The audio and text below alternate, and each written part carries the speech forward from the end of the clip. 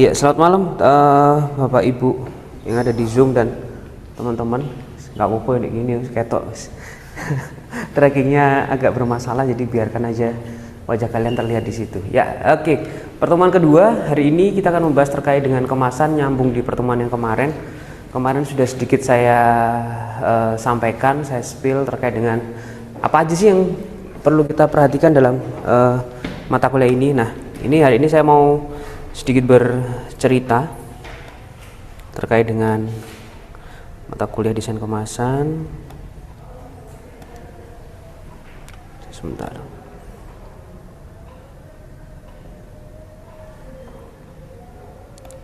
Oke, yang online mohon maaf, apakah terlihat nih share PPT-nya?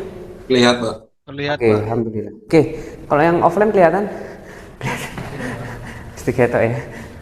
Oke, saya di sini aja biar kelihatan. Oke, ya materi pertama desain kemasan. Oke, ada beberapa alasan teman-teman mengapa perhatian yang diberikan pada desain kemasan berkembang cukup pesat. Jadi kalau sebelum masuk ke materi, awalnya tuh kemasan tidak banyak diperhatikan, ya, tidak banyak dipikirkan, tidak banyak dihiraukan oleh beberapa desainer. Kenapa seperti itu? Bahkan beberapa brand seperti menganggap kemasan itu ya sudahlah apa adanya. Kayak Coca-Cola pada awalnya kemasannya ya cuman botol gitu aja, dikasih logo selesai, tidak ada identitas brand yang melekat pada kemasan Coca-Cola pada saat itu. Kalau sekarang kan kemasan Coca-Cola udah ada warna merah sebagai identitas utamanya ya. Juga beberapa makanan-makanan yang lain seperti McD awalnya hanya menggunakan kertas paper putih saja tanpa ada printing dan sebagainya. Nah, kenapa sekarang tuh kemasan menjadi poin yang cukup penting dan cukup menyita perhatian? Ada 4 alasannya. Oke. Yang pertama, persaingan brand yang sangat-sangat ketat dan semakin ketat itu yang membuat kemasan tuh diperhatikan. Jadi brand-brand itu kadang ada brand-brand yang masih baru, yang brand-brand kecil itu menumpang atau mendompleng atau mencontek identitas brand dari brand yang sudah terkenal. Kayaknya minggu kemarin sudah saya sampaikan juga, contohnya adalah kopi gajah yang secara tidak sengaja mungkin ya membuat kita menjadi ingat akan kopi kapal api. Entah itu dari segi warna yang dipilih, entah itu dari segi tata layoutnya, entah itu dari segi kemasannya. Jadi persaingan brand cukup ketat atau semakin ketat itu membuat orang atau desainer atau pemilik brand mulai memikirkan strategi berupa desain kemasan. Kalau selama ini strateginya mungkin hanya di iklan-iklan yang ada di media sosial atau iklan-iklan yang ada di televisi atau di media cetak. Tapi sekarang kemasan sudah mulai dipikirkan, karena itu tadi salah satunya adalah persaingan brand yang semakin ketat. Lalu yang kedua, internasional pasar, berarti desain kemasan harus memperhitungkan batas-batas nasional dan kebudayaan. Internasionalisasi pasar berarti yang dimaksud adalah terkadang ada beberapa produk itu yang memang harus dilempar ke luar negeri. Saya ingat banget kasusnya tahun 2022, orang Afrika Selatan, ya, orang Afrika Selatan itu mematenkan Indomie, ya, karena pada saat itu perusahaan Indomie membuka store atau pabrik di Afrika, dan itu diakui oleh Afrika itu menjadi produknya mereka. Silakan. Tuh. Dan Indomie pada saat itu dibuat sebagai makanan nasional kedua di Afrika Selatan. Ya, saking hype-nya Indomie di sana.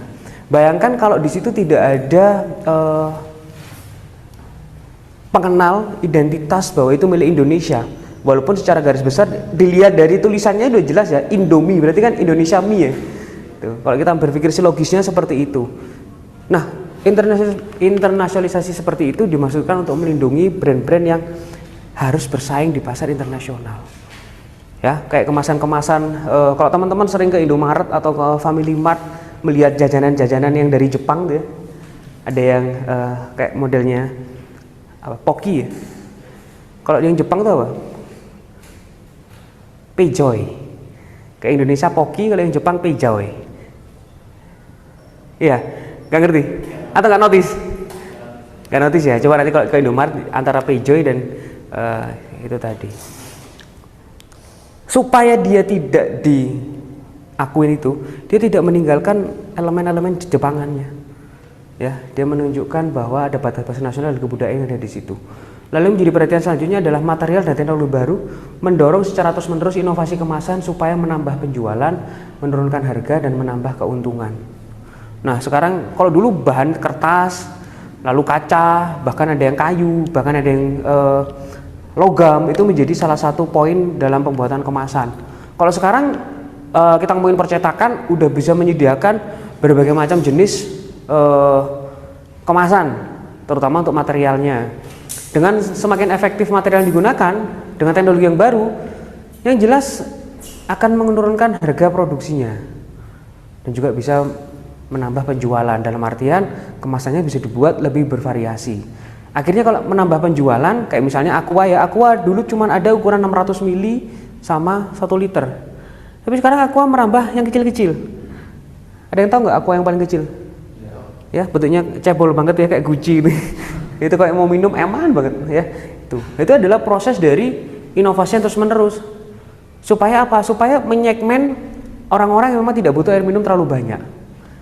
Ya, Clio ada yang cuma 1000-an segini tuh ya, yang kecil tuh ya, kan ada itu. Itu berkat dari inovasi yang terus menerus, menurunkan harga produksi ya.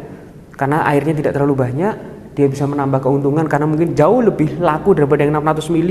Karena kalau 600 ml dia harus bersaing dengan Aqua, Nestle, Danone dan sebagainya. Kalau dia merambah ukuran yang kecil, dia bisa menambah keuntungan karena dia bermain di pasar yang berbeda dengan produsen yang sudah ada. Kembali ke poin 1, pasangan Philips makin ketat, sehingga dia membuat positioning baru nih. Kan pertama kali keluar tuh Clio ya, yang kecil banget dulu, kecil banget, sekali teguk selesai. Tapi kalau untuk anak kecil seneng dia, anak kecil seneng megang. Karena kalau anak kecil, biasanya kalau anak kecil ya, secara behave dia kan suka diberi yang sama dengan orang dewasa. Dia minta botol yang gede, tapi kan nggak habis, orang tuanya rugi ya, atau botol beli minuman 2 dengan harga segini kan rugi, akhirnya nggak keminum, kebuang dan sebagainya. Akhirnya Clio masuk ke segmentasi baru dengan positioning dia untuk anak-anak bisa, akhirnya muncullah yang kecil itu. Lalu yang keempat, peduli lingkungan dan kesadaran pada perundang-undangan dari masyarakat semakin meningkat, sehingga pengusaha pabrik meredesain kemasan untuk memperkecil bahan sisa dan menggunakan material yang mudah didaur ulang. Ini masih debatable ya, yang poin keempat ya, terutama di bahasan mudah didaur ulang. Ini masih debatable. Kalau di Indonesia bukan bagaimana kita memanfaatkan bahan untuk daur ulang, tapi masih mundur ke belakang. Bagaimana kita sadar tentang 3R. Itu dulu, itu kampanyenya itu dulu. Dan itu menjadi debatable. Banyak perusahaan-perusahaan atau brand-brand yang sudah menggunakan bahan daur ulang seperti Body Shop, ya, Nike dan sebagainya. Harapannya adalah ketika botol misalnya Body Shop itu saya ada hand body sama parfum. Pengennya Body Shop setelah hand body dan parfum itu selesai, kamu ke store-nya, ke tokonya, kamu taruh, kamu dapat reward, dapat poin. Poinnya dikumpulin supaya bisa memotong pembelian selanjutnya. Tapi orang kan nggak sadar, ngapain aku harus repot-repot? Kayak ada ngetok ya? Nggak, ngapain aku harus repot-repot ke Body Shop mengembalikan botol yang sudah aku beli, kan gitu. Dan itu Indonesia masih di taraf seperti itu, taraf kesadaran untuk mau mendaur ulang barang-barang yang tidak terpakai. Kaos atau baju aja, lebih baik kamu jangan. Ya. Sepertinya PowerPoint-nya nge-freeze. PowerPoint-nya nge-freeze. Iya, materinya nggak pindah, Pak. Tetap di halaman 1. Masih di halaman 1. Masih Yang di ini cover. masih di apa nih? Di cover. Cover, Pak. Oh, masih di cover. Iya. Sorry. Maaf.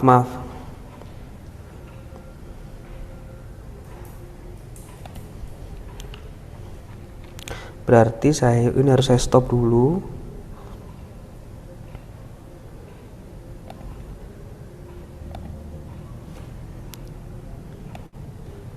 Kegagalan berteknologi ini ya.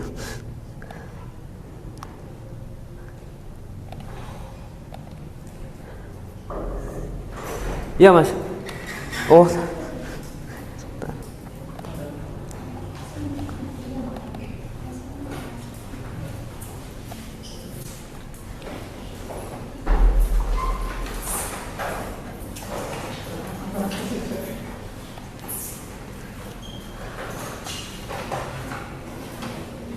Ini berubah nggak? Masih cover, Pak. Musik cover, sebentar, sebentar. Ah.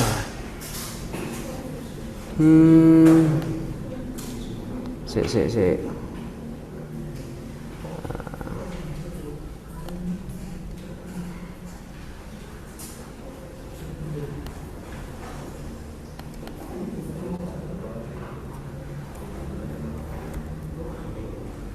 Stop share screen.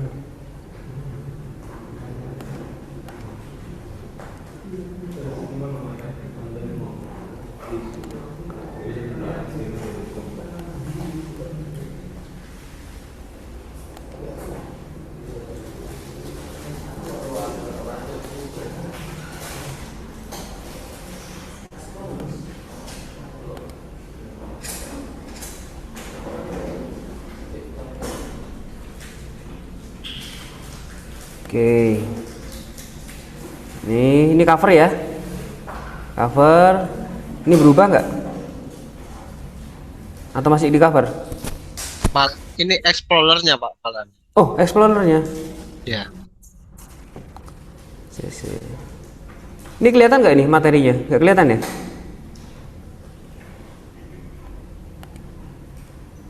Sik.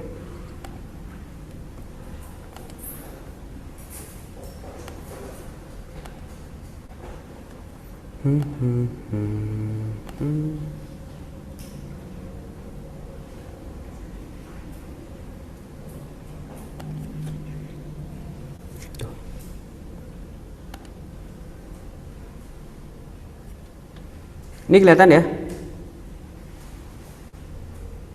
Kelihatan, Pak, masih cover. Kalau gini berubah nggak? Berubah, Pak. Nah, oke. Mestinya ini kalau saya slideshow,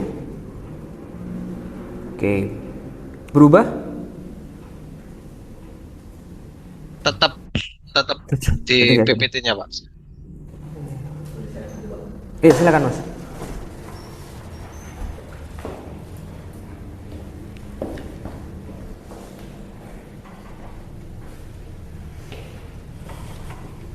Kok nge-tracking?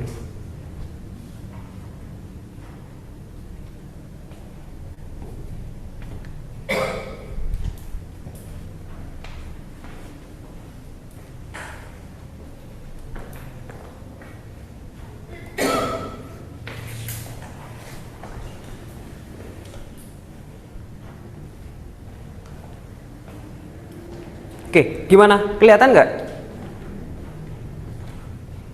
Oke, iya Pak. Sudah Oke. tampil slide 1 2 3 4 ya. Ya, oke. Oke. Terima kasih Mas ya. Oke, ini tadi ya. Jadi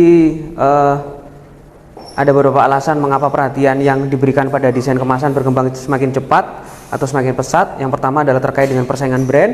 Lalu yang kedua adalah internasionalisasi pasar. Berarti desain kemasan harus memperhitungkan batas-batas nasional dan kebudayaan.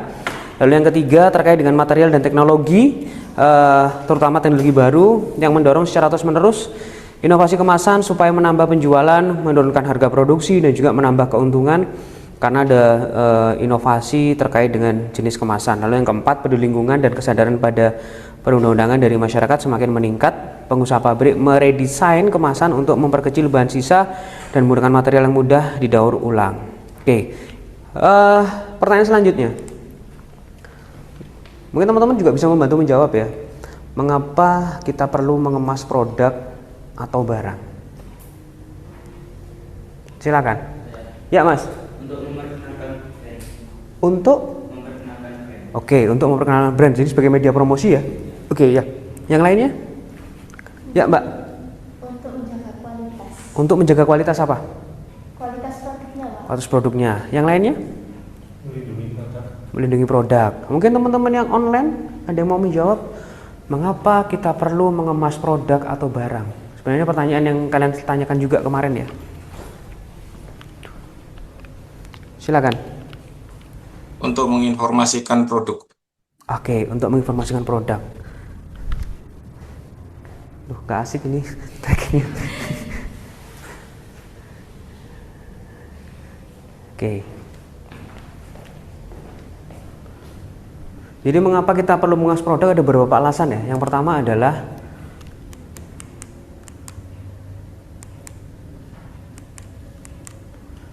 astagfirullahaladzim, melindungi produk atau barang. Ini udah pasti dan udah jelas ya.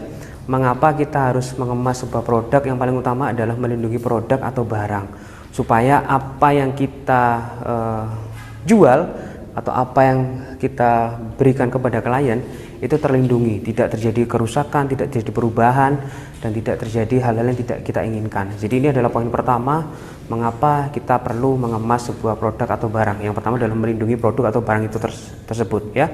Nah, yang kedua, dengan kita mengemas barang, kita membawa lebih banyak kenyamanan. Contoh yang paling klasik adalah tas kresek. Tas kresek adalah contoh paling klasik dari penggunaan kemasan. Dengan menggunakan tas kresek, kita bisa membawa banyak hal. Kita bisa membawa banyak barang di dalam satu kemasan. Nah, itu adalah fungsi dari kemasan selanjutnya. Kalau ini contoh yang saya berikan adalah contoh dari Body Shop edisi Natal. Ya, kalau kemasan itu dibuat semenarik mungkin dengan kondisi ergonomis yang baik, maka akan banyak membawa kenyamanan. Artinya adalah target audiens kita atau orang yang menikmati barang dari produsen kita itu nyaman membawanya. Nah, proses nyaman itu bagian dari promosi. Jadi promosi tidak hanya sekedar bisa dimakan, bisa dinikmati atau bisa dilihat, tapi juga membawa pengalaman kenyamanan yang berbeda. Bayangkan kalau sabun dari Body Shop ini hanya dikemas dalam kemasan plastik saja, ya kita tidak merasa nyaman membawanya. Kresek itu kan nggak nyaman ya, mesti kudu diikat dulu dan sebagainya. Tapi dengan membuat kemasan seperti ini, target audiens kita jauh lebih nyaman.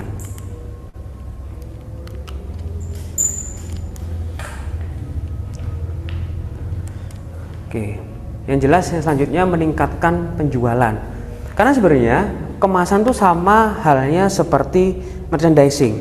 Dia merupakan media promosi, ya, terutama kemasan-kemasan yang langsung menyentuh pada produknya.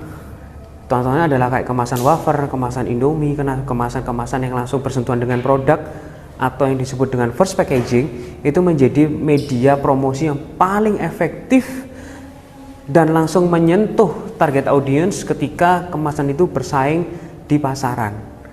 Jadi jelas kemasan itu meningkatkan penjualan.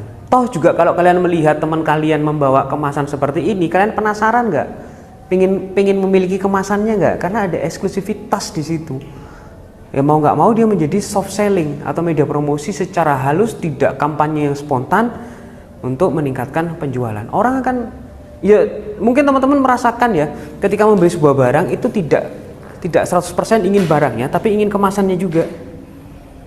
Ya, kemasan yang bisa dipakai lagi dan sebagainya. Secara tidak sadar kita mau membayar 3.000, bahkan 5.000, bahkan 10.000 untuk mendapatkan kemasan dari Gramedia, kemasan dari Sogo, kemasan dari tempat-tempat pembelanjaan yang sekiranya bonafit. Nah, ketika itu kita bawa, selain kita mendapat kenyamanan, kita juga menjadi agen promosi secara tidak langsung brand tersebut. Sehingga efeknya apa? Efeknya meningkatkan penjualan dari brand atau pemilik produk yang dikemas tersebut. Duh, ya apa sih?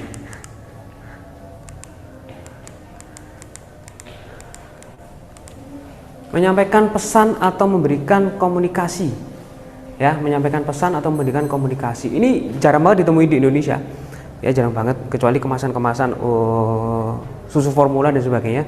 Tapi kalau di luar negeri ini udah mulai dipikirin, Contohnya apa? Contohnya adalah sandwich yang ada di pojokan, ya, di dua gambar di layar. Itu memberikan informasi dan juga ada pesan yang disampaikan. Lalu di sebelah kanan itu jelas ya, jarang banget kita beli kopi lalu satu banding dengan muffin dan juga dengan cake-nya. Di situ ada pesan atau ada komunikasinya, ya, ada semacam motivasinya, ada semacam informasi yang disematkan, ada semacam edukasi yang disematkan. Bahkan ada pesan brand yang ingin dikomunikasikan secara tidak langsung kepada target audience yang lebih spesifik, ya. Jadi kalau kita mengiklankan sebuah produk di dalam media massa, entah itu YouTube, entah itu Instagram, entah itu televisi, terkadang kita tidak spesifik menyasar target audience.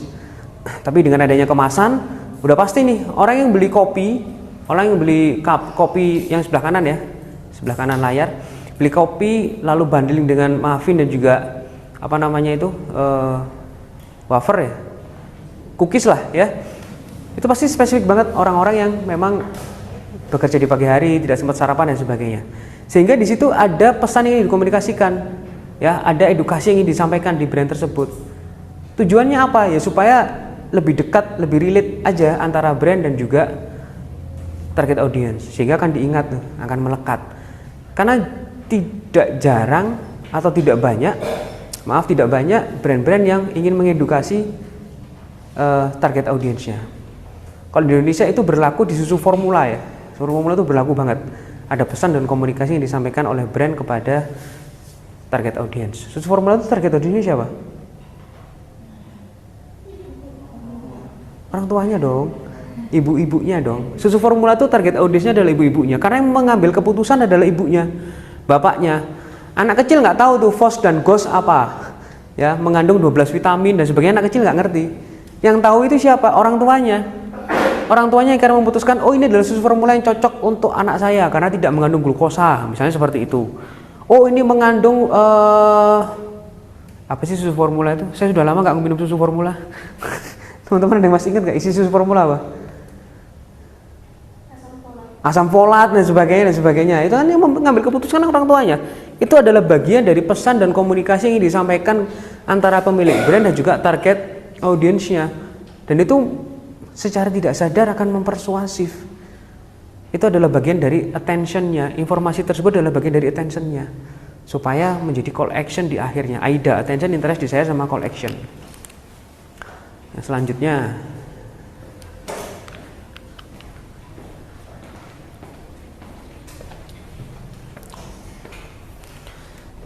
poin-poin utama dalam sebuah desain kemasan. Oke, kamera ini asik plus.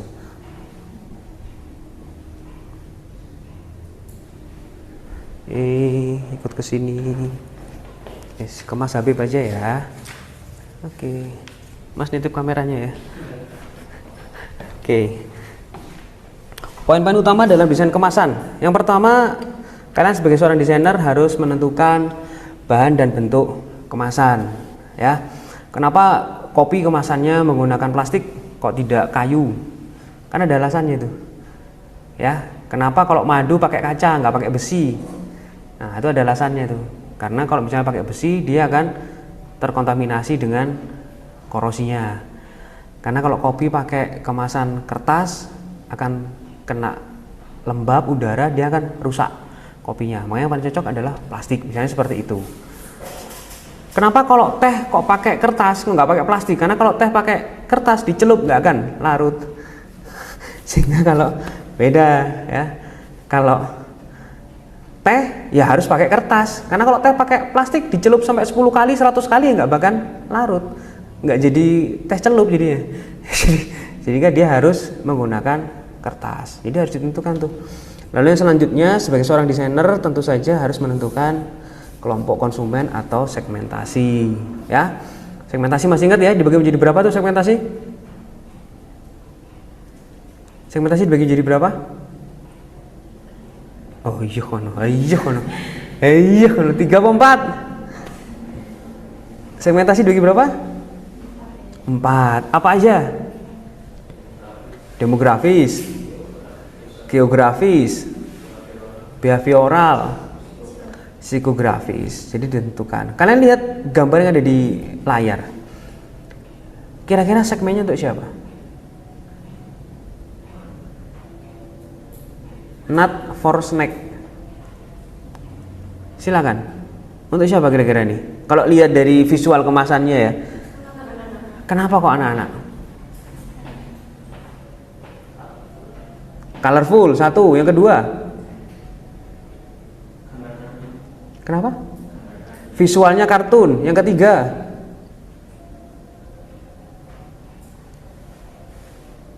colorful, visualnya dengan visual kartun, warna-warnanya itu pastel, ya.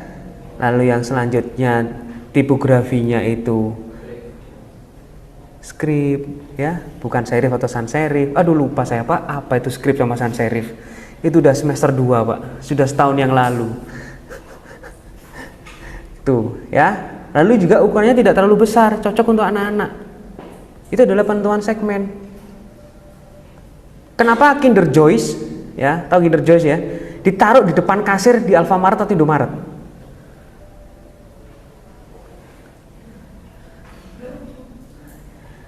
Gak pernah beli, tapi pernah tahu ya.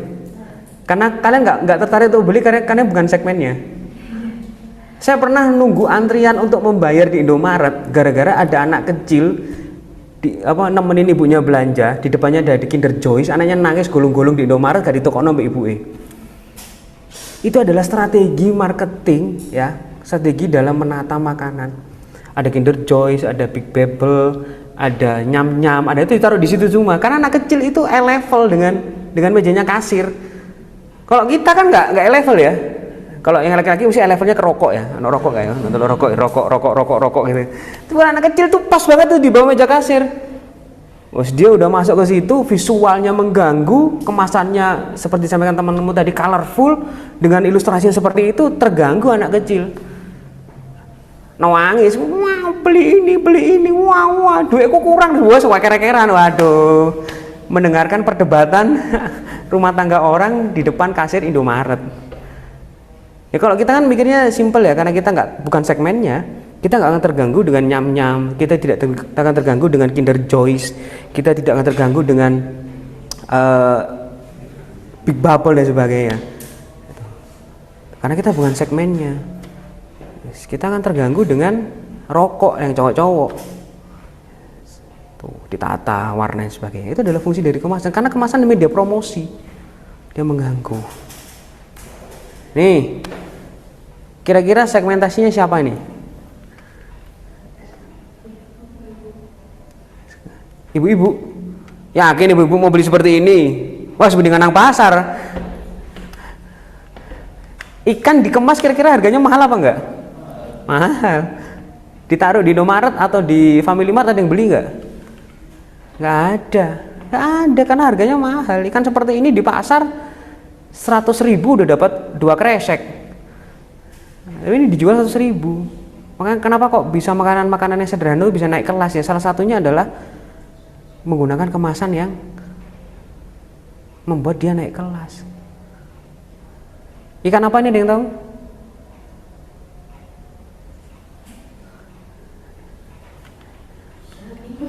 Ikan apa? Gurami. Bukan, maksud ini gurami. Bukan, ini ikan laut. Itu ada tulisannya tuh. Sea bream. Nama ikannya adalah sea bream.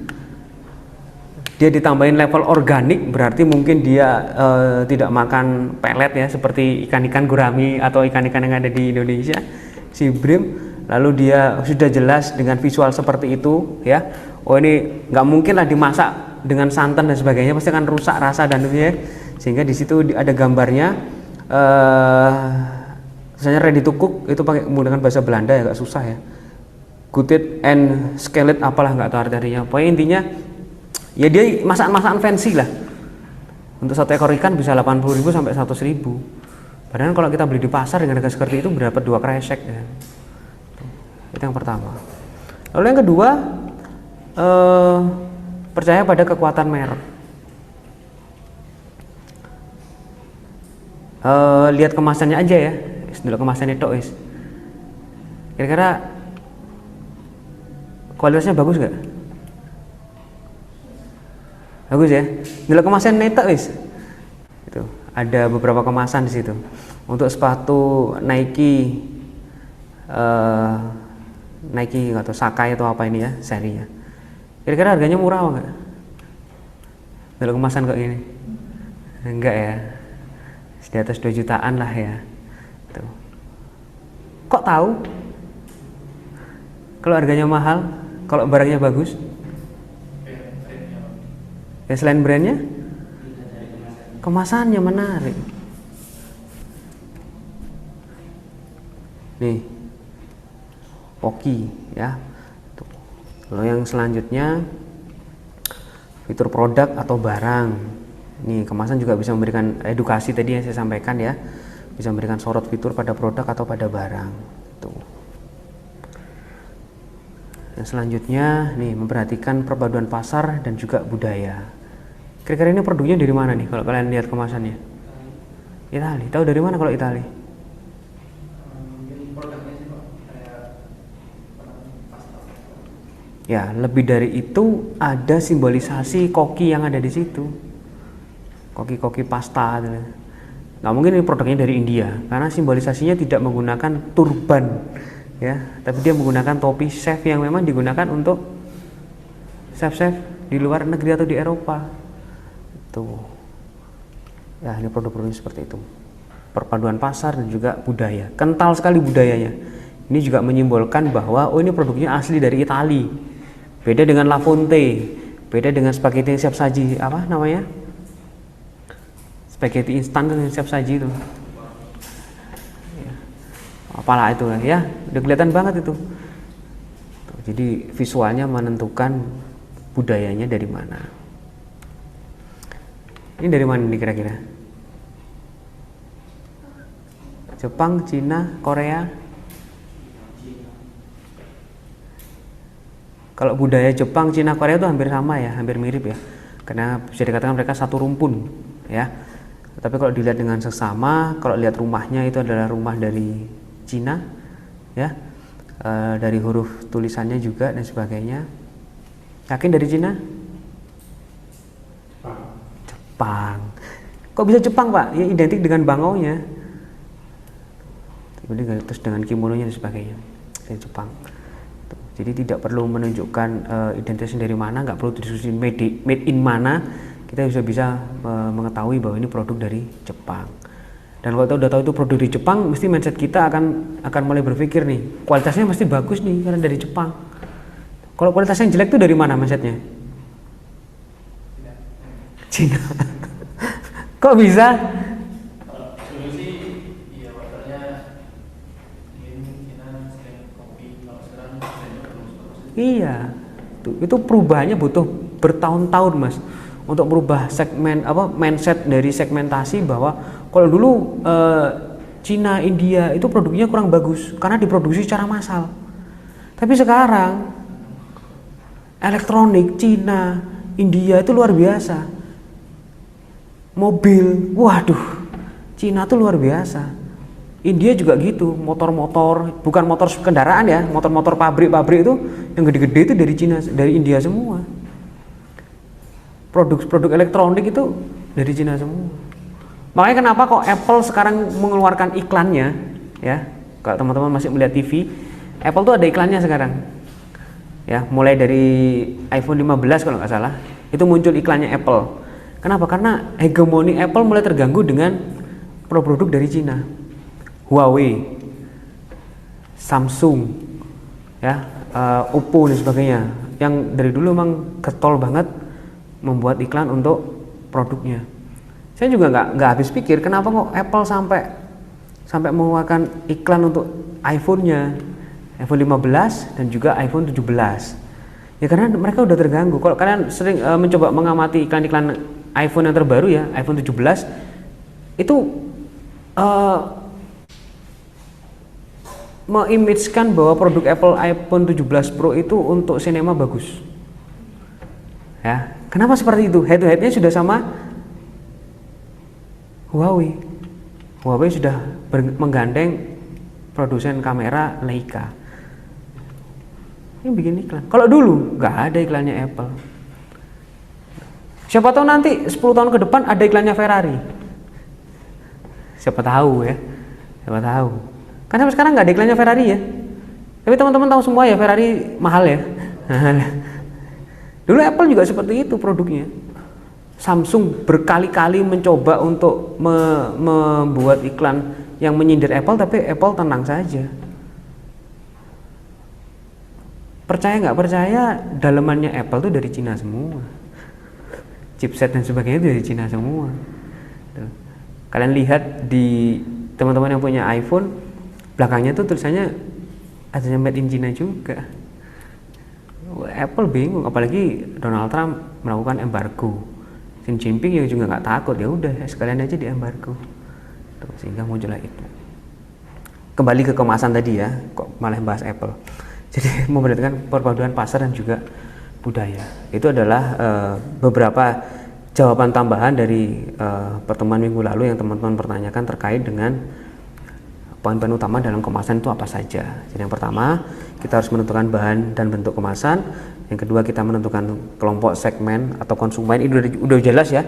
Ini dilakukan oleh semua desainer untuk merancang sebuah media desain. Lalu yang ketiga, poinnya adalah memberikan kepercayaan, kekuatan pada merek. Lalu yang keempat adalah poinnya adalah untuk menyorot fitur dari produk atau barang. Lalu yang kelima, memperhatikan perpaduan pasar dan juga budaya yang ada. Itu adalah poin-poin untuk merancang kemasan. Oke, sampai sini ada pertanyaan teman-teman? Sebelum lanjut ke materi selanjutnya, silakan teman-teman yang online atau yang offline boleh mengajukan pertanyaan.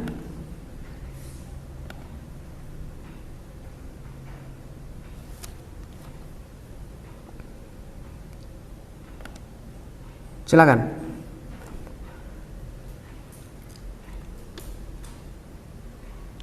Pak, mau tanya Pak. Iya silakan Mas View. Iya. Kalau bicara tentang bahan tadi berarti kita sebagai desainer kemasan itu harus tahu istilah sains dari setiap bahan yang digunakan. Oke. Sebenarnya tidak perlu sampai dalam mengetahui sainsnya ya. Cuman kan kita bisa melakukan riset awal terkait dengan bahan-bahan yang biasa kita gunakan. Sebenarnya desainer kemasan itu kalau di Indonesia itu include ya, tidak ada pekerjaan khusus yang khusus untuk desainer kemasan secara spesifik. Walaupun di beberapa brand memang ada desainer khusus untuk kemasan. Jadi kita tidak harus seperti yang saya sampaikan minggu lalu, kita tidak harus perlu tahu secara mendalam terkait dengan saintifiknya atau ilmiahnya dari bahan-bahan yang ada di dalam kemasan. Teman kan harus bisa dilogikakan, dilogiskan. Kalau kita membuat sebuah kemasan yang kemasannya itu dingin, kita harus menggunakan bahan yang seperti apa. Itu kan bisa dilogika ya. Walaupun nanti tim R&D yang mesti ditanyakan Mas Amri minggu lalu, itu juga bisa membantu kita melakukan riset. Bener nggak bahan-bahan yang kita sodorkan tuh memang bagus untuk kemasan produk yang ingin kita buat. Tuh. Dulu kalau kita membuat, saya lupa sejak tahun berapa ya, saya masih kuliah di tahun 2002, itu belum ada kemasan atau bahan kertas yang sudah terlaminasi secara otomatis untuk membuat makanan matang itu bertahan lama. Dulu kalau bikin produk untuk kemasan untuk produk makanan yang matang kayak mie, dimsum, kalau dulu nggak ada dimsum, adanya siomay dan sebagainya, itu kertasnya tuh dilaminasi dulu baru bisa dipakai sehingga produknya tuh mahal. Makanya dulu styrofoam jadi andalan. Tapi sekarang kertas itu sudah ada yang terlaminasi. Apakah kita sebagai seorang desainer harus mencari ini ketika dia dibuat kira-kira aman apa enggak ya? Ya kalau secara job desk kita nggak perlu sejauh itu ya. Cuman kalau misalnya kita punya tanggung jawab secara moral ya monggo silakan dicari. Sama seperti iklannya Aqua dan juga Le Mineral. Le Mineral kan selalu mengedepankan kemasan Aqua itu kemasan yang tidak baik karena mengandung BPA, kodenya tidak kode 1, lalu kemasannya itu kemasan daur ulang dan sebagainya. Pasti yang membuat iklan itu atau desainer yang membuat iklan tersebut mendapat data dari tim R&D, tim pengembang yang saya sampaikan kemarin. Tim risetnya ada sendiri. Jadi riset itu dibagi menjadi beberapa. Ada yang riset untuk target konsumen, ada yang riset untuk bahan, ada yang riset untuk media dan sebagainya. Nah itu nanti akan berkolaborasi. Tapi di ranah yang lebih gede, lebih profesional. Kalau di ranah-ranah yang tidak profesional atau ranah-ranah amatir, bukan berarti amatir itu jelek ya. Saya garis bawahi dulu, profesional itu berarti kita menggantungkan hidup kita pada pekerjaan sesuatu. Kalau amatir itu tidak. Contohnya, saya bukan fotografer profesional. saya dosen profesional karena saya menggantungkan hidup saya dari kedosenan saya. Kalau dulu sebelum jadi dosen saya fotografer profesional karena pekerjaan saya fotografer. Kembali ke ranah tadi, desainer profesional itu bukan desainer yang karyanya bagus, bukan. Desainer profesional adalah desainer yang menggantungkan hidupnya pada pekerjaan seorang desainer. Kalau desainer amatir itu ya seperti kita ini amatir. Kadang kalau ada job kita kerjain, kalau tidak ada job ya sudah kita melakukan pekerjaan utama kita. Kembali lagi ke situ, kalau timnya itu profesional pasti setiap R&D itu ada sendiri-sendiri. Termasuk menjawab pertanyaan Mas Vio tadi, apakah kita perlu tahu saintifiknya? Ya bisa so and so. Kalau memang kita punya waktu untuk mengetahui atau meriset lebih dalam, ya nggak apa-apa. Tapi kalau tidak, ya itu serahkan pada tim yang lain. Terutama untuk merancang kemasan yang berhubungan dengan makanan dan minuman. Karena itu tricky. Ya, kadang kita bisa meracuni orang dan sebagainya. Kayak kemasan makanan yang dari China, kemasan makanan pedas yang sempat viral di tahun 2024, yang sudah laku banyak, yang panjang-panjang pedas itu ya. Itu kan terkontaminasi bukan makanannya, tetapi kemasannya terkontaminasi dengan salmonella. Salmonella itu berkembang ketika kemasan tersebut tidak bisa melindungi makanan dengan baik pada saat shipping di Cina ke Indonesia. Jadi dia berkembang di situ. Kalau kemasannya itu bagus, dalam artian bahan plastiknya itu bagus, mungkin bakteri salmonella tidak akan berkembang. Begitu. Itu case-nya seperti itu. Kayak gitu Mas Vio, kurang lebihnya. Monggo kalau misalnya mau menyambung pertanyaan. Udah Pak, terima kasih. Oke, yang lainnya silakan. Teman-teman yang offline ada yang mau ditanyain?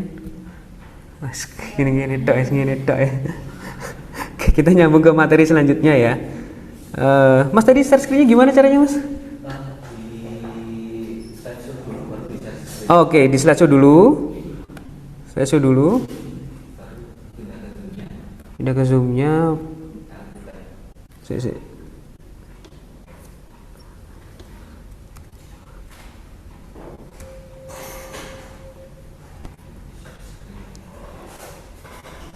Zoom-nya kembali ke zoom, terus di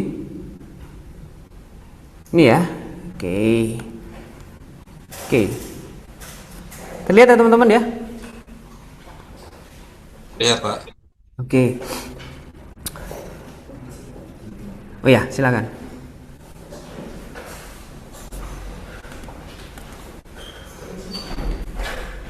Oke. Untuk kuliah. Ya, silakan. Oke, materi selanjutnya ini juga nyambung dari pertanyaan teman-teman kemarin waktu di pertemuan pertama. Kapan sebuah produk membutuhkan desain kemasan? Mengingat biaya dan waktu yang dibutuhkan, sehingga perlu pertimbangan yang baik dalam mendesain kemasan yang disesuaikan dengan kebutuhan produk. Pertanyaan saya, kapan sebuah produk membutuhkan desain kemasan? Kalau tadi kan kemasan digunakan untuk poin-poinnya adalah ini, sekarang pertanyaannya, kapan sebuah produk membutuhkan desain kemasan? Premisnya mengingat biaya dan waktu yang dibutuhkan tidak sedikit dan juga tidak pendek, sehingga perlu pertimbangan yang baik dalam mendesain kemasan yang disesuaikan dengan kebutuhan produk. Sehingga muncul pertanyaan, kapan sebuah produk membutuhkan desain kemasan? Oke, ini yang kita bahas ya. Yang pertama, ketika ada produk baru. Sebuah produk baru teman-teman, tampilan, nama, merek harus menjadi perhatian penting agar konsumen mudah mengenali. Jadi eksistensi brandnya itu ada. Lalu penting juga untuk mengamati produk pesaing agar terhindar dari kemiripan desain yang telah digunakan. Desain kemasan harus dapat menunjukkan identitas produk ketika disandingkan dengan produk-produk pesaingnya. Di mana disandingkan? Ya di etalase jualan. Contohnya di Indomaret, di Alfamart, di Family Mart, di Giant, di Hero dan sebagainya. Kemasan itu kan berdempet-dempet. Karena mencari kopi gitu ya. Ya kan ada di section kopi. Di situ ada Excelso, ada kapal api, ada kopi gajah, ada kopi macam-macam di situ. Kalau mencari kebutuhan untuk mandi, sabun gitu, ya nggak cuma Lux aja yang di situ, ada Lux, ada Lifebuoy, ada Biore dan sebagainya. terutama untuk produk-produk baru, supaya dia bisa dikenal, supaya dia bisa stand out, supaya dia bisa dinotis oleh target audience, sehingga kemasannya harus tampil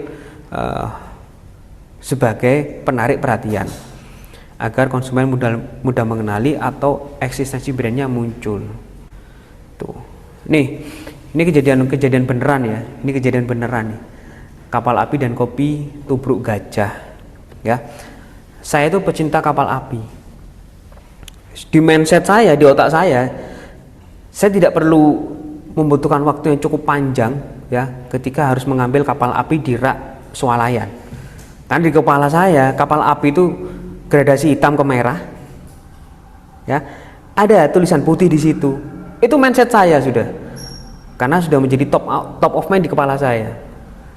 Suatu saat saya ke swalayan, ya saya tidak melihat secara detail mereknya ya, langsung aja saya ambil. Kita tuh punya yang namanya ekor mata di pojokan sini ya, ekor mata. Jadi kita tuh bisa tahu di samping itu ada apa walaupun tidak jelas. Saya sudah mengenali itu. Brand identity-nya udah mengenali, warna merah, atasnya hitam, tulisannya putih, saya ambil wis. Saya langsung ambil. Kalau kita di swalayan kayak belanja itu. Kalau ibu-ibu mungkin agak lama ya kalau belanja ya, diambil, diliatin ya, ditelur regoni. Kalau anak-anak bapak-bapak kan langsung ambil, selesai gitu ya. Tinggal bawa catatan, tuku minyak, tuku gula, tuku kopi, wis ambil. Loh saya seperti itu kalau belanja. Ya, saya tidak malu, belanja barengan ibu-ibu ya bodo amat ya. Karena saya lebih takut dimarahin istri saya daripada kumpul dengan ibu-ibu desek-desekan di swalayan. Ya udah langsung saya ambil. Sampai rumah saya kaget. Perasaan saya sudah mengambil kapal api. Tapi yang saya ambil adalah kopi gajah. Sebegitu ekstrimnya kopi gajah meniru walaupun tidak 100%. Kalau di SMA, SMK tuh ada ATM, amati, tiru, modifikasi. Nah, ini diproses itu nih. Diproses, amati, meniru, dan memodifikasi. Dia meminjam simbolisasi warna, simbolisasi layout, simbolisasi yang ada di kopi kapal api untuk dipakai di kemasannya. Bagi orang-orang yang sudah terbiasa dengan kapal api, yang sudah biasa dengan identitas dari kapal api, gak akan perlu membaca lagi. Langsung diambil tuh, sampai rumah, loh kok kopi gajah. Yang terjadi. Dan itu adalah kekuatan dari kemasan. Apakah boleh? Boleh selama kapal api tidak menuntut. Nggak ada informasinya kapal api menuntut kopi gajah dan sebagainya. Nggak ada. Ini yang terjadi. Ini adalah kekuatan dari kemasan untuk produk baru. Jadi kopi gajah meminjam simbolisasi dari kapal api. Karena ketika dia ada di rak, kemasan ini menjadi juru bicara dari produk tersebut. Kemasan itu menjadi juru bicara dari produk, menjadi brand campaign dari produk tersebut. Tuh. Kayak gini ya. Mana yang dari Indonesia, mana yang dari luar negeri brandnya?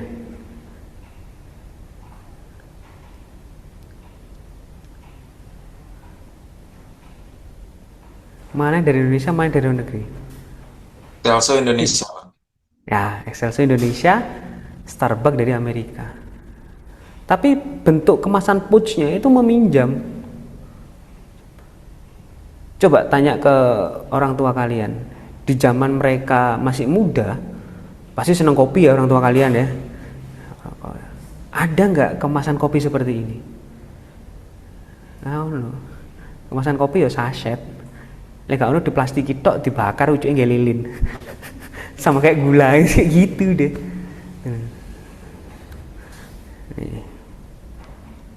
Akhirnya semua produk kopi akan meniru Starbucks semua, bentuk kemasannya sebagainya. Tinggal mengganti elemen-elemen desain yang ada di situ.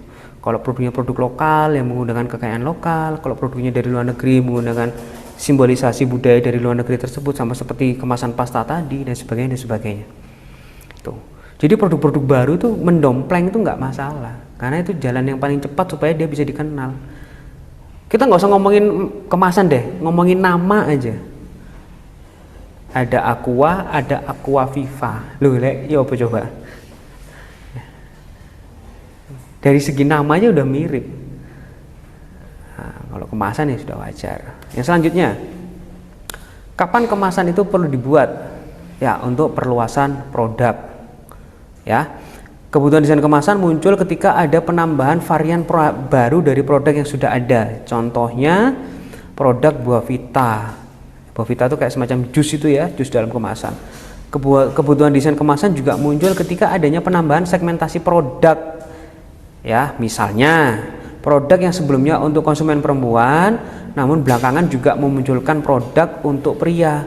Karena melihat pasar produk khusus pria terus berkembang. Contohnya adalah produk wajah Garnier. Ya, jadi perluasan produk itu bisa karena variannya bertambah, bisa juga karena muncul segmentasi baru. Kalau yang varian itu contohnya kayak buah vita, nutrisari dan sebagainya. Kalau segmentasi baru itu contohnya awalnya produk ini untuk perempuan, tetapi ada varian untuk laki-laki. Jadi tidak hanya sekedar merubah varian produknya, tapi merubah segmentasinya, maka disebut sebagai perluasan produk dan membutuhkan desain kemasan yang baru. Contohnya kayak gini. Nih, buah vita namanya buah vita. Buah vitamin A. Ya. Buah vita, buah vitamin. Tetapi ketika ada buah vita yang menggunakan sayuran kayak brokoli, maka dia harus membuat desain kemasan yang berbeda juga. Entah dari segi warnanya, entah dari segi layoutnya, atau dari segi apapun. Ini contoh yang nyata. Dulu Garnier hanya untuk perempuan, untuk remaja. Makanya modelnya dulu ada, siapa modelnya Garnier tuh? Chelsea Islan. Siapa lagi? Waduh, anak di kafe gak memperhatikan mereka apa sih? Ya dan lain sebagainya lah ya gitu. Lalu muncul Garnier Men.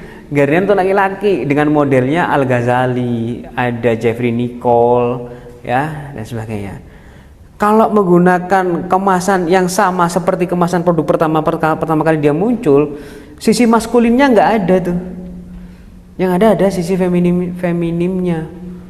Sehingga perlu dibuatkan kemasan baru. Untuk apa? Untuk menampung sisi maskulin dari produknya.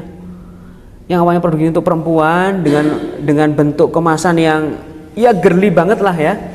Dengan elemen warna visual yang untuk perempuan. Kalau ini diterapkan untuk produk Garnier Men nggak cocok, bukan laki-laki itu banci nanti jadinya. Ya. Akhirnya dibuatlah kemasan Garnier dengan elemen visual yang menunjukkan sisi maskulinitas. Karena percaya nggak percaya, dulu sebelum ada Garnier Men, banyak laki-laki yang pakai Garnier for woman atau Garnier biasa. Itu sabun cuci muka untuk pelembab dan sebagainya. Nah, tim R&D kan melihat itu. Tim Research and Development bagian marketing melihat itu. Oh, ternyata produk Garnier perempuan ini dipakai juga laki-laki. Kenapa kok kita tidak membuat produk Garnier untuk laki-laki juga? Muncullah Garnier for Men. Nah, kalau udah muncul produk baru, segmentasi baru, otomatis elemen desainnya juga akan berubah. Muncullah Garnier for Men dengan desain hitam dengan warna-warna yang tegas supaya menunjukkan sisi maskulinitasnya. Itu kemasan. Oke, yang selanjutnya kemasan dibuat karena ada promosi khusus. Ya. Strategi promosi khusus melalui kemasan antara lain dengan membuat kemasan untuk momen tertentu atau disebutnya seasonal pack. Ya. Kemasan untuk promosi dengan hadiah tertentu atau kemasan dengan isi lebih banyak untuk harga yang sama atau biasanya extra volume. Tapi yang biasanya dipakai atau yang digunakan kemasan itu untuk promosi khusus atau seasonal pack. Kayak gimana tuh contohnya? Hari Raya Idul Fitri, Hari Raya Natal, Hari Kemerdekaan Indonesia. Nanti dibuatkan kemasan-kemasan season, kemasan khusus. Gak mungkin ada kemasan 17 Agustus muncul di bulan Maret, gak ono ceritanya. Ada. Nggak ada kemasan biasanya yang ada seasonal kemasan itu yang kayak model-model makanan-makanan gitu ya. Kayak untuk hampers dan sebagainya.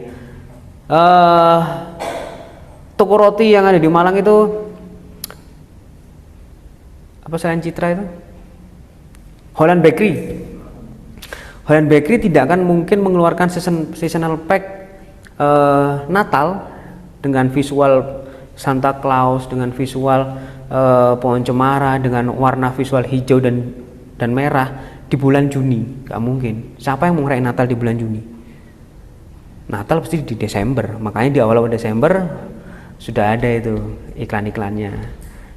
Belilah produk untuk hampers dan sebagainya. Kemasannya ya kemasan bundling, seasonal, yang menyesuaikan dengan edisi khusus tadi atau promosi khusus. Contohnya seperti ini. Di Indonesia nggak ada ini. Adanya di luar negeri. Karena di Indonesia jarang banget yang memperhatikan kemasan. Jarang banget. Karena menurut mereka kemasan tuh masih sesuatu yang ya wis lah dikemas gitu aja. Apa contohnya? Karena lihat UMKM yang ada di daerah-daerah tuh hanya mengandalkan stiker aja. Stiker tok. Alah di stiker mari loh iyo, tapi efeknya kan tidak semasif ketika benar-benar membuat kemasan dengan visual yang benar-benar untuk mereka. Ini contohnya adalah dari Burger King edisi Halloween.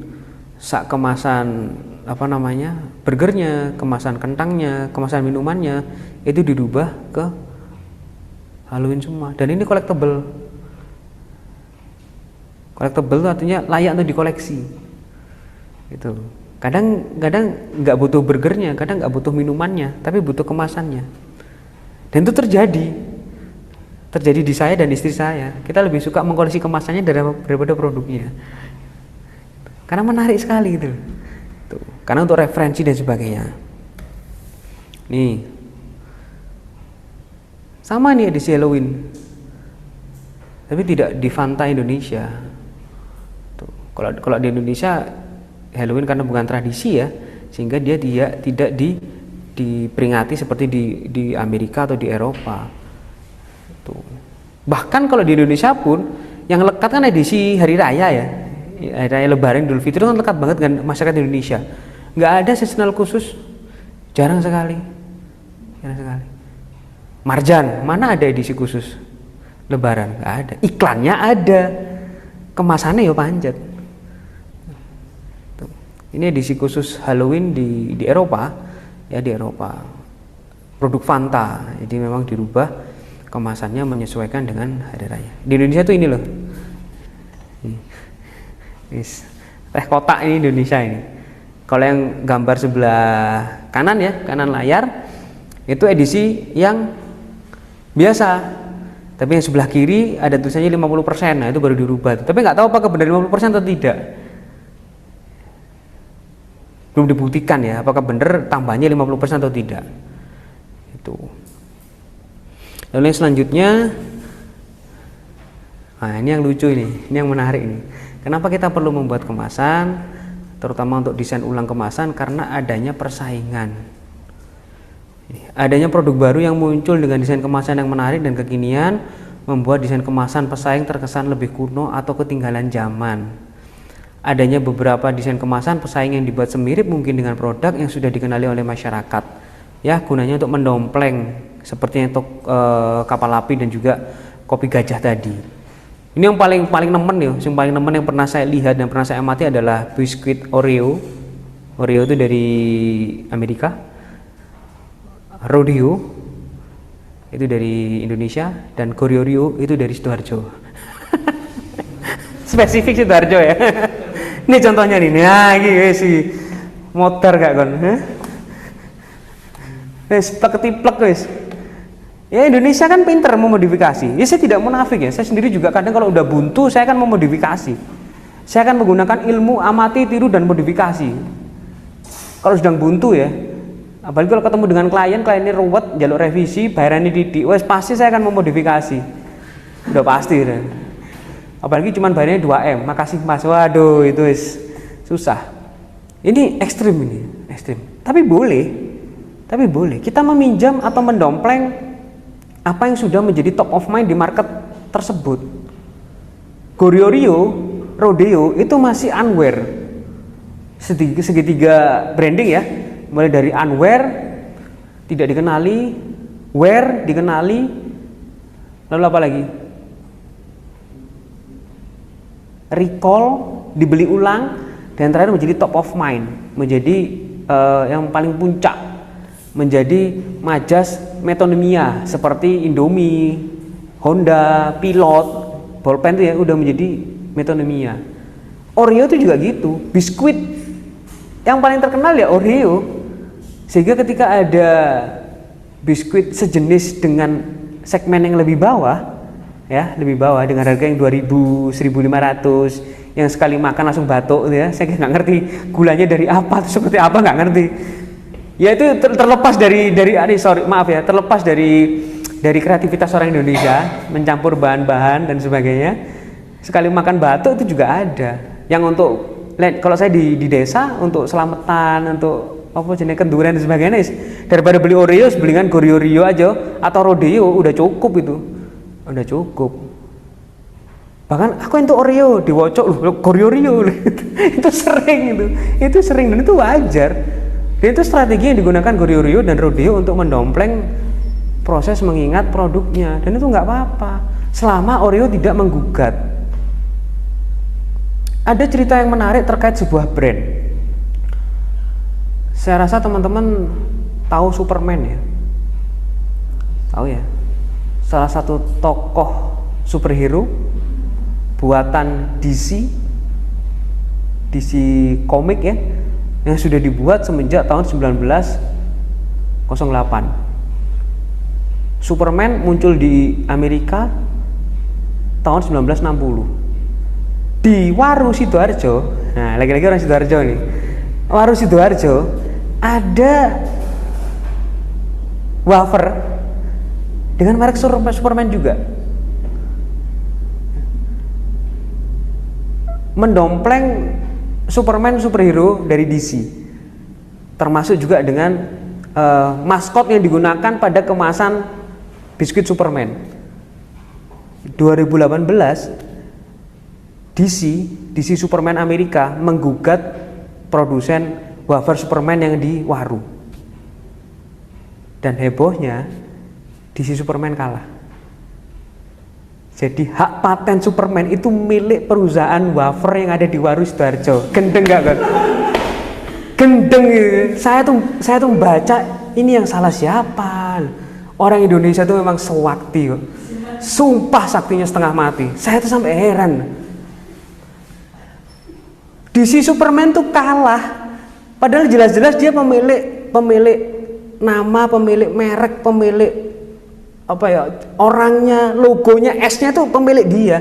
Dan seluruh Indonesia tahu tuh. Gak usah Indonesia, saat dunia ngerti Superman tuh message kita ke superhero. Lah 2018 kok iso kalah ambek wafer tekan Waru. Orang Waru Sidoarjo tuh takoni, selain dia jualan kikil dan kerang, dia juga jago-jago. saya salut banget itu.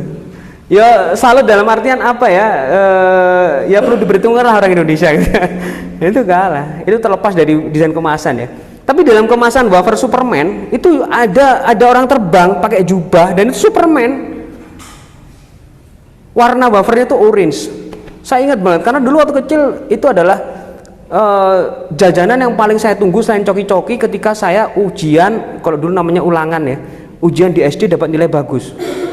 Bapak saya mesti, kamu kalau nilaimu bagus tak beliin coki-coki sama wafer Superman. Karena anak kecil pada zaman saya itu mengidolakan Superman sama Batman. Iron Man belum ada. Ya di Amerika sudah ada, tapi di Indonesia belum ada. Yang ada tuh Superman, Batman sama Kotaro Minami, Satria Baja Hitam. Wis, itu tok wis. Kalau kamu dapat nilai bagus tak beliin wafer Superman. Saya ingat banget wafernya panjang gitu. Panjang, stick panjang, warnanya orange, ada gambar orang terbang, ya Superman itu. Dan Superman. 2018 saya ketawa aja, Masya Allah, kok iso kalah mbek. Paling apa namanya? Pengacaranya Hotman Paris paling. Kok iso kalah. Sampai heran. Gila itu. Juga ada beberapa merek-merek yang mendompleng gitu ya. Kayak tahu nggak mangkok ayam jago itu miliknya siapa? Hak ciptanya tahu nggak? Hak ciptanya adalah seorang Chinese Tiongkok dari Semarang. Dia memang membuat itu di Semarang, dan dia menang gugatan, sehingga setiap orang yang menggunakan logo ayam jago itu harus membayar royalti ke keturunan keluarga beliau. Ayam jago dan sebagainya. Selama Oreo tidak sadar di Indonesia ada Rodeo dan Gorio, aman. Kalau teman-teman tahu Tiffany & Co, ya, dia memiliki warna hijau yang dipatenkan untuk dia. Hijaunya itu model-model aquamarine gitu ya. Jadi hijau dicampur biru. Muncullah hijau Tiffany & Co. Jadi kalau teman-teman menggunakan warna itu, ketahuan sama Tiffany & Co. Kalau nggak dipenjara yang bayar royalti. Rolls Royce itu punya 100.000 warna yang khusus untuk Rolls Royce. Jadi mematenkan itu penting. Jadi selama Oreo, jadi pinternya orang Indonesia ya, pintar orang Indonesia. Kalau teman-teman lihat dari segi komposisi, dari segi font itu mirip tapi tidak mirip. Kalau pelajaran tipografi itu menjadi vernakular tipografi. Nah, Rodeo-nya juga Rodeo fontnya sendiri, Goryeo-nya juga Goryeo sendiri. Warna birunya itu birunya sendiri.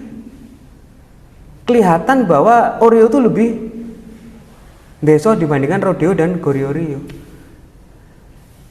Itu adalah kemasan.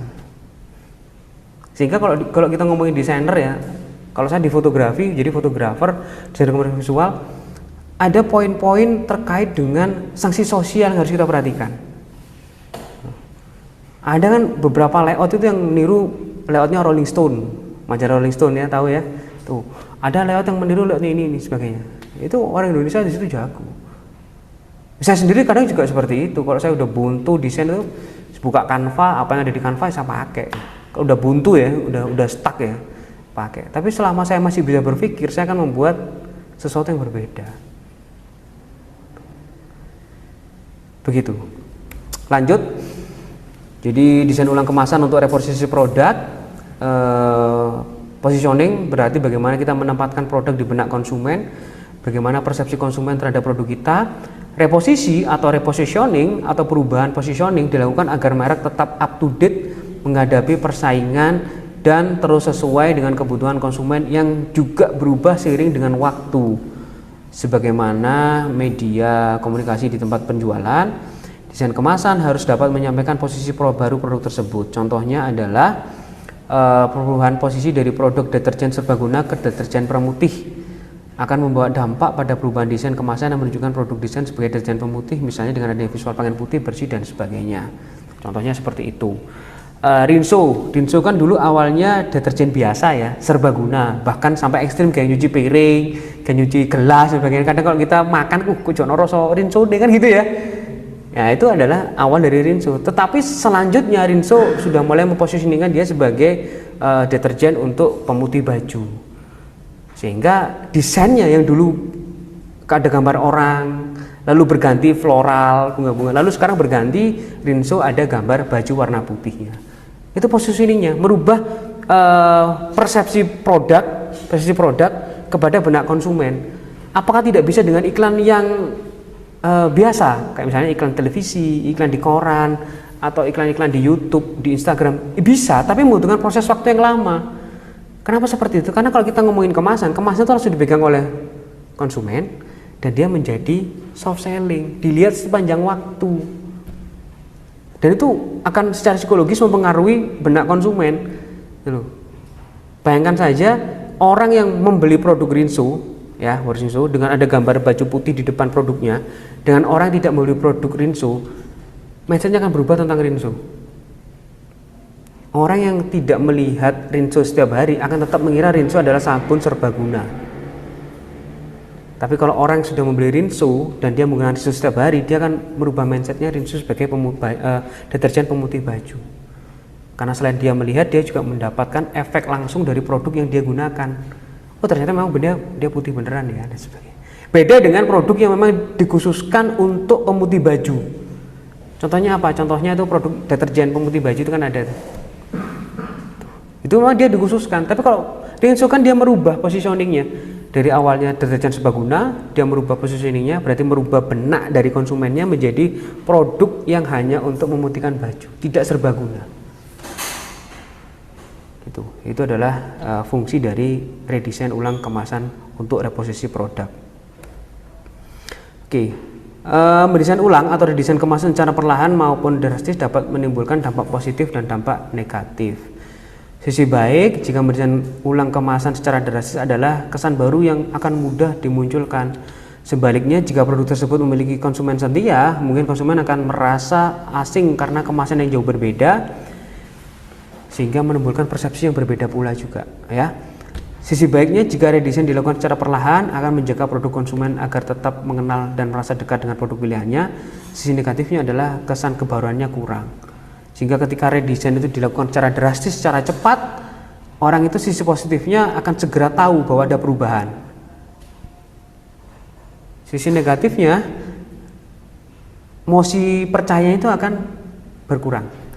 Bener lagi produknya cek pancet kok biyen. Bener nggak produknya mesti tetap sampai seperti dulu. Itu kalau perubahannya secara drastis. Tapi kalau perubahannya secara perlahan, maka konsumen akan tetap mengenal dan merasa dekat. Lalu sisi negatifnya ada kesan kebaruannya makin berkurang.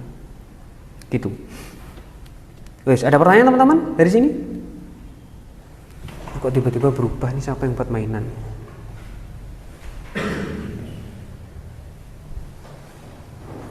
Silakan jika ada pertanyaan.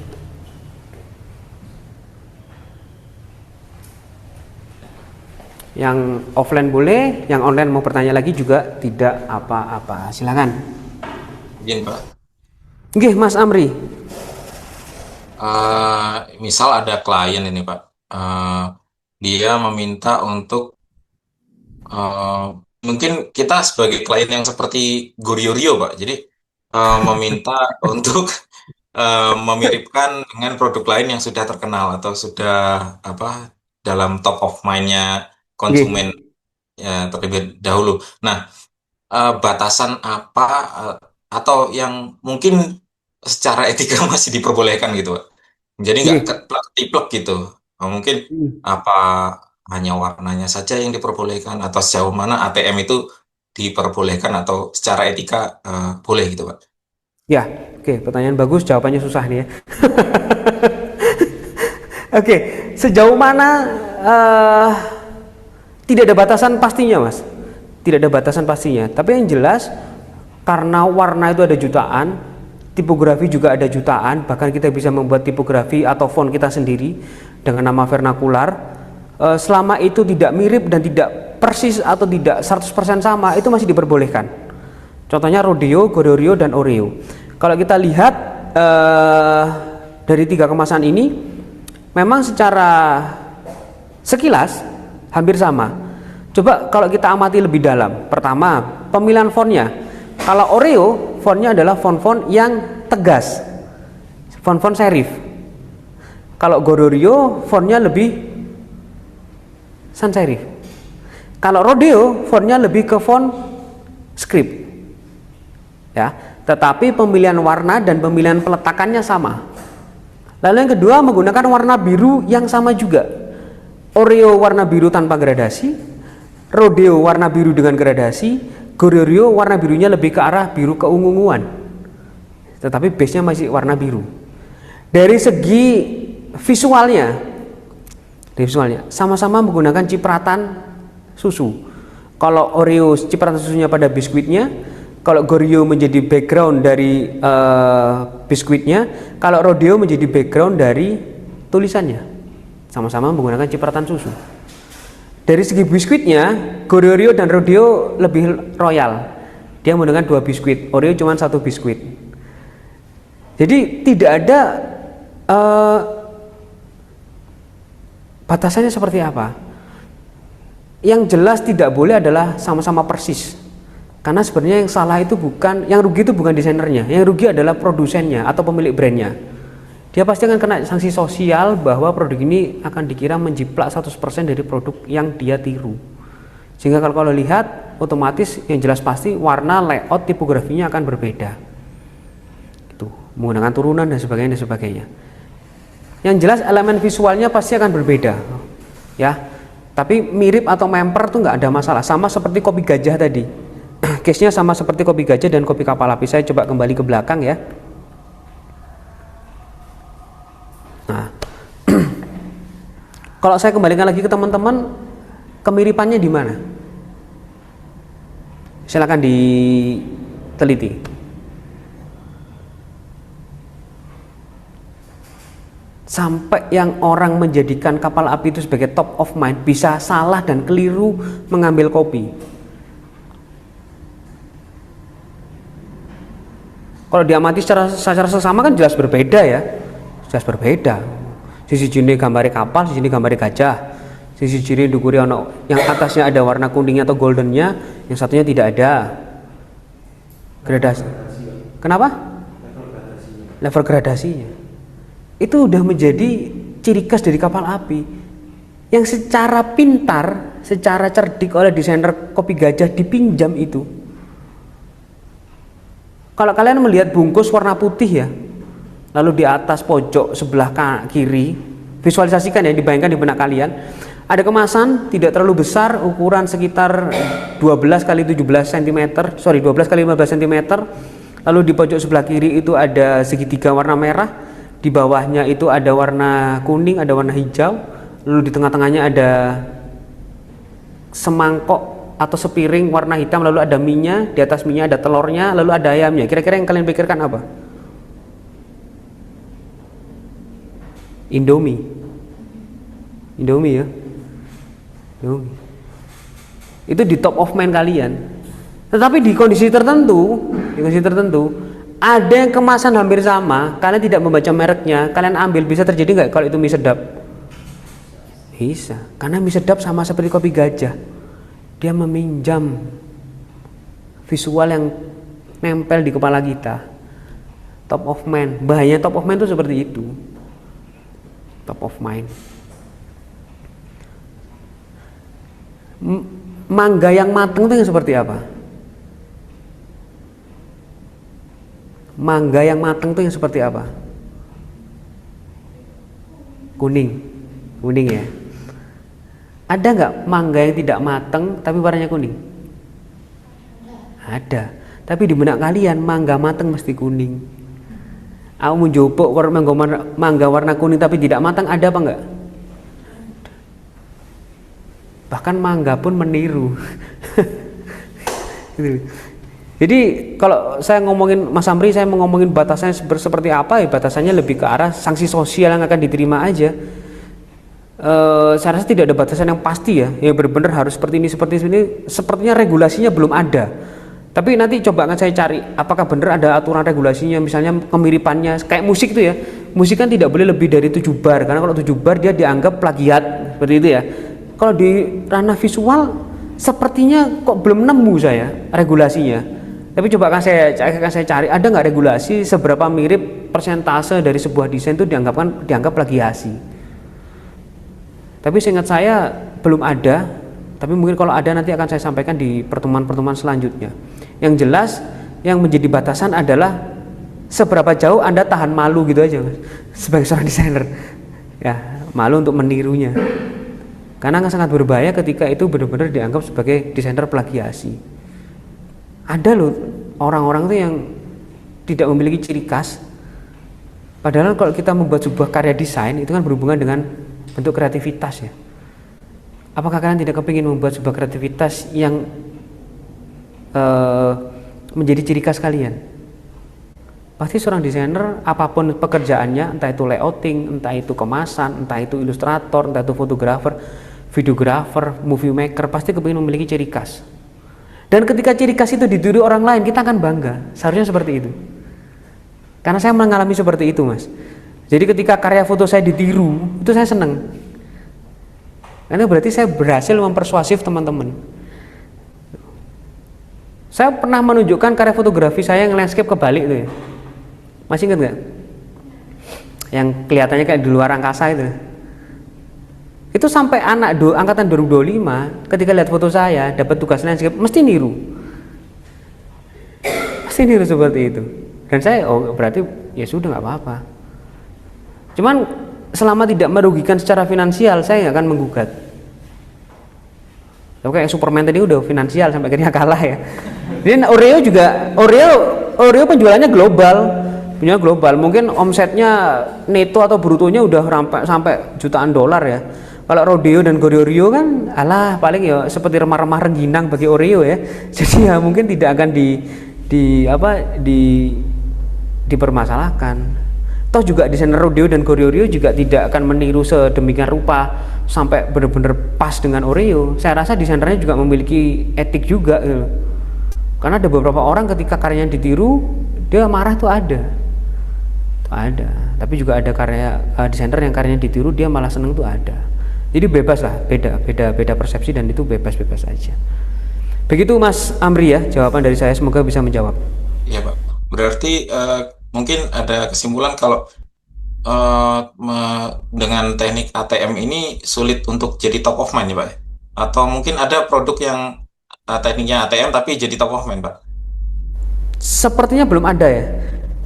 Produk-produk yang meniru menjadi top of mind itu sepertinya belum ada. Aqua identik dengan warna biru. Klub beda 2 tahun berdirinya dengan Aqua sampai sekarang belum bisa menghajar hegemoni dari Aqua. Le Mineral kurang menyerang apa ke Aqua? Ya. Kalau teman-teman mengamati iklannya Le Mineral itu kan jahat banget ke Aqua ya.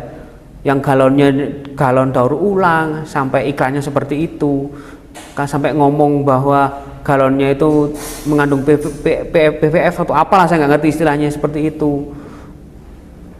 Itu belum bisa menghancurkan hegemoni dari Aqua. Sampai akhirnya Le Mineral membuat kemasan botol sendiri yang tidak daur ulang sekali pakai, itu tetap belum bisa menghancurkan hegemoni Aqua. Makanya pertanyaan visual merchandising tahun lalu nggak ada masalah buat saya Aqua ngomong seperti itu. Ingat nggak pertanyaan merchandising kemarin ya? Kalau Pak Yogi kan khawatir, kalau saya nggak peduli karena Aqua menjadi top of mind. Nggak akan pernah bisa mengganggu hegemoni dari Aqua. Banyak kok produk-produk yang meniru dan sampai sekarang masih belum bisa menghancurkan top of mind. Dia akan bisa menghancurkan top of mind kalau dia keluar dari pakem yang ada. Ada contohnya nggak? Ada yang tahu nggak teman-teman? Produk yang berani berbeda dari top of mind dan sekarang menjadi pesaing.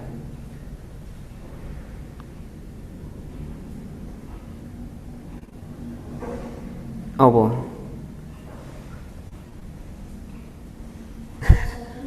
Pepsodent?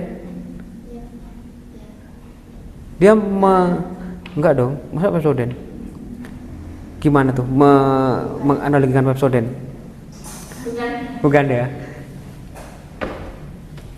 PR ya, PR. Minggu depan saya tagih. Cari sebuah brand yang dia berhasil menyaingi atau bersaing dengan top of mind dari produk yang sama. Jadi PR. Minggu depan saya tagih. Silakan, ada pertanyaan lain?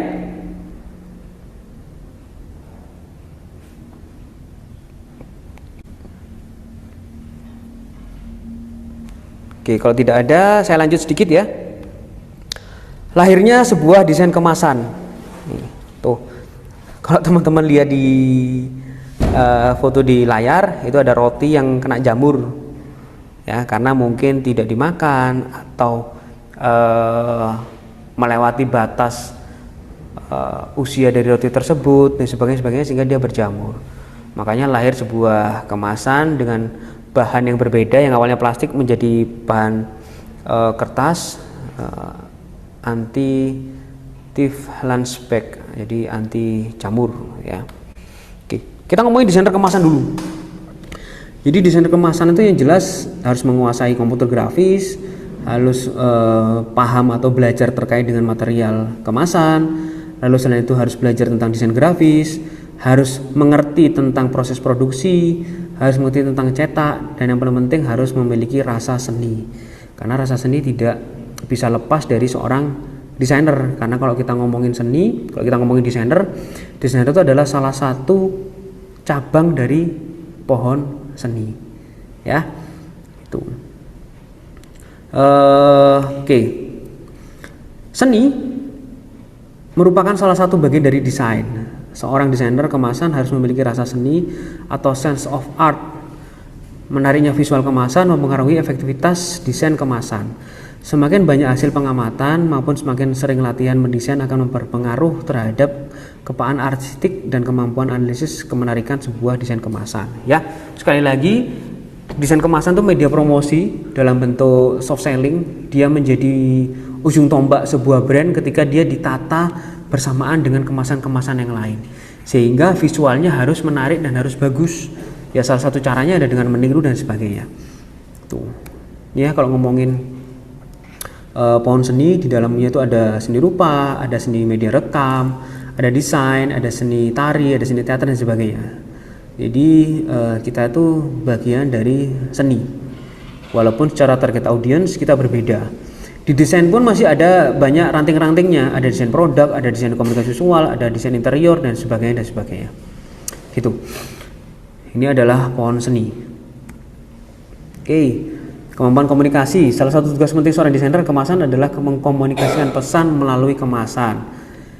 Jadi komunikasi kita melalui pemilihan elemen estetis visual berupa gambar, teks dan juga warna. Hal itu perlu dipertimbangkan agar dapat dipahami konsumen mengenai produk yang dikemas. Contohnya kayak gimana? Contohnya kalau kita membuat kemasan untuk makanan pedas, warna digunakan warna apa? Merah. Kenapa kok merah? Nah, pinter, melambangkan pedas. Kenapa kok aqua itu menggunakan warna hijau? Kenapa nggak ungu? Aqua. Kenapa kok, menggunakan warna biru? Kenapa kok tidak ungu? Hah? Air itu nggak berwarna. Nah, karena dia melambangkan alami, segar. Ya, air putih itu susu. Ya, kalau aqua itu air bening. Ya. Jadi itu adalah kemampuan komunikasi dari seorang desainer. Oke, selain itu seorang desainer juga kemasan juga harus bisa mempersuasi klien, menjelaskan atau mempresentasikan konsep desain agar bisa diterima oleh klien. Komunikasi yang baik dilakukan sejak klien brief hingga ada kesesuaian desain. Kemampuan komputer grafis jelas ya, teman-teman harus bisa menguasai software, baik itu software dalam bentuk 3D untuk membuat mockup ataupun software grafis untuk membuat pekerjaan desainer semakin efisien. Grafis itu bisa berupa vektor, bisa juga berupa bitmap. Jadi boleh Illustrator, boleh Photoshop, boleh juga Corel. Pakai Canva boleh nggak? Nah, ini pertanyaan yang mudah, jawabannya susah nih. Pakai Canva. Canva tuh boleh dipakai ya, tapi sekali lagi kalau kalian tidak paham, ukuran output dari Canva itu cukup kecil, sehingga ketika dia dibuat untuk mockup dalam bentuk kemasan, kemungkinan pecah juga ada. Jadi daripada minon gaweni ya 2 kali pekerjaan, langsung aja pakai Corel atau pakai Illustrator. Itu saya nggak bisa Corel pak, nggak bisa Illustrator, ya udah minta tolong teman ngerjain gitu biar cepet ya. Tuh, pengetahuan material kemasan juga perlu ya, supaya paham kemasan yang digunakan bahannya dari apa. Oke, teknik cetak juga perlu dipahamin. Yang paling sederhana adalah perlunya merubah format RGB ke format CMYK dalam proses percetakan ya. Jadi jangan 100% mengandalkan tim teknis dari percetakan. Kalau bisa produk-produk yang akan kalian print atau desain-desain yang akan kalian print sudah dirubah dalam bentuk file CMYK dan sudah dalam bentuk file jadi, supaya tidak dirubah oleh, biasanya kan iseng tuh ya, banyak percetakan, kurang kanan dikit tak ganti dan sebagainya, akhirnya berubah semua, meleset semua. Itu sering terjadi.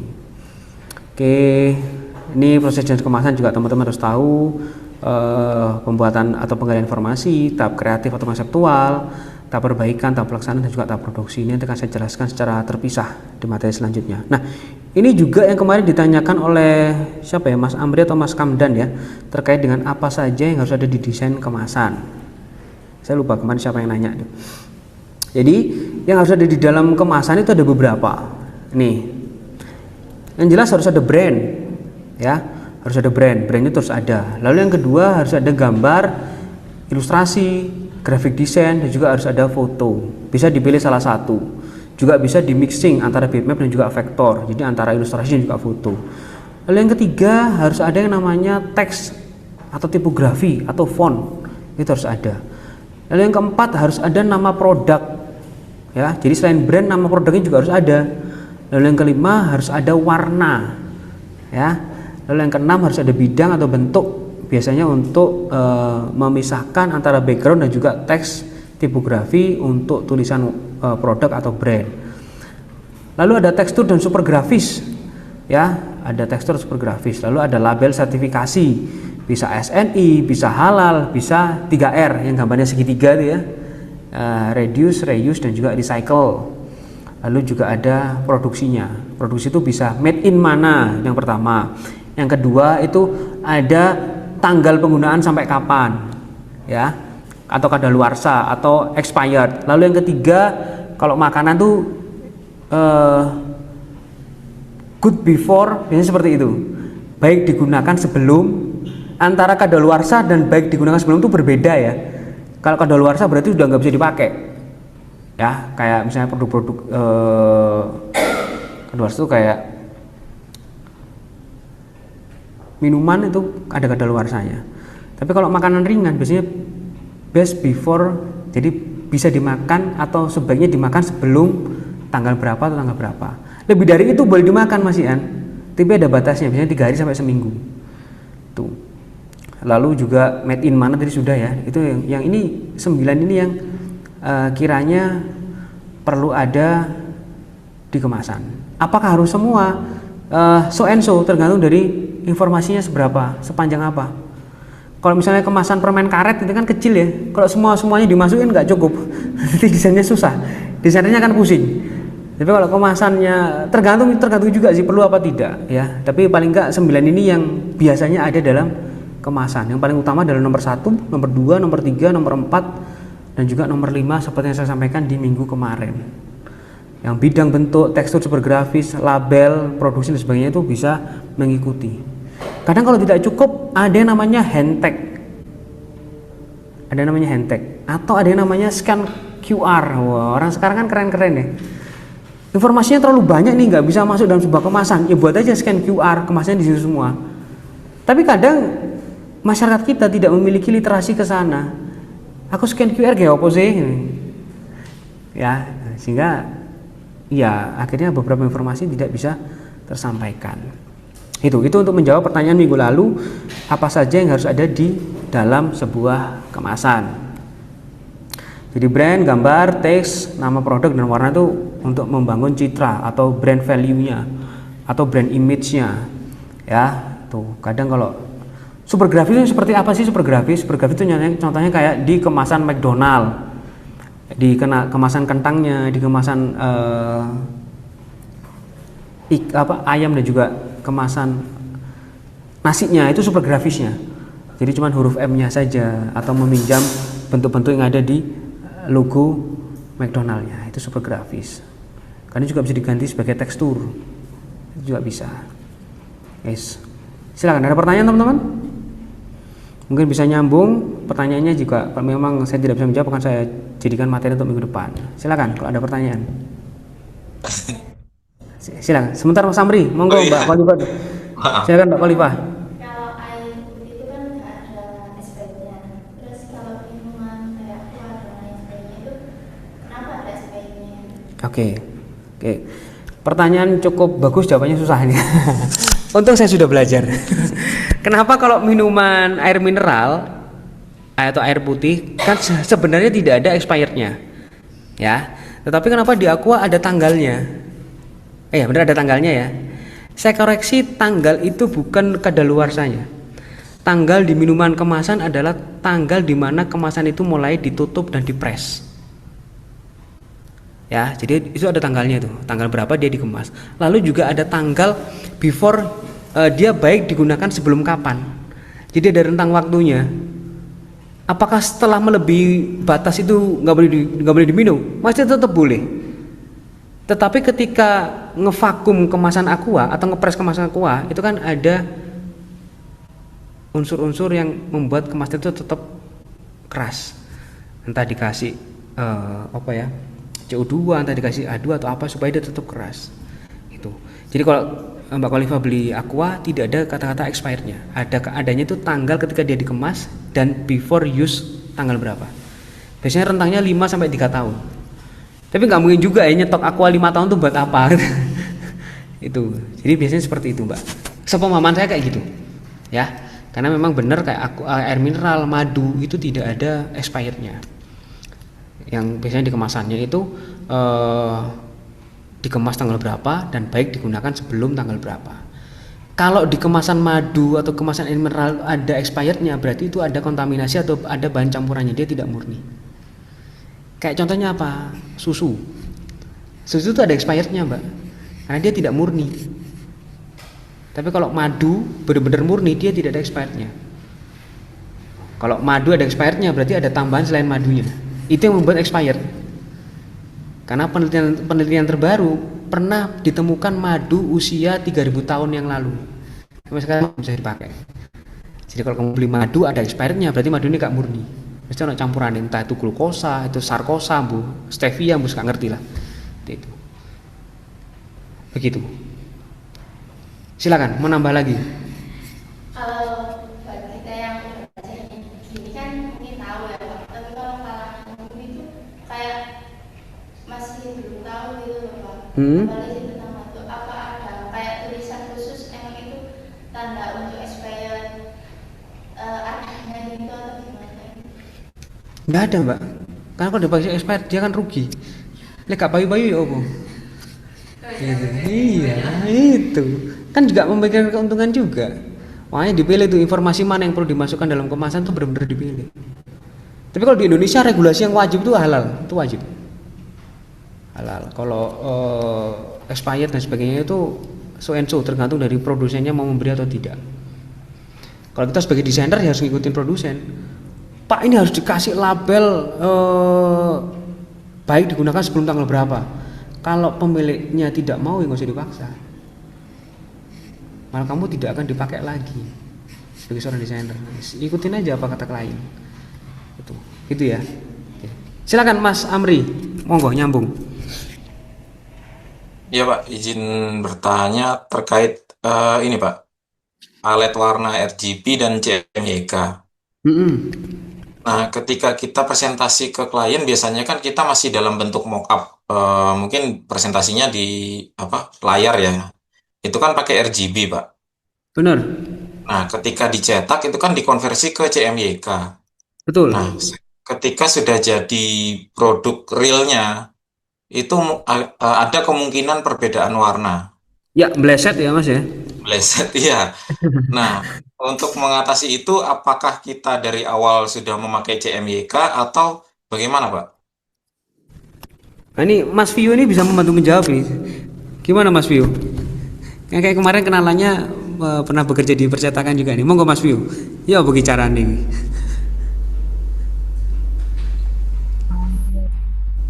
Kalau sesuai dengan yang biasanya saya kerjakan, selalu saya sajikan dua versi memang.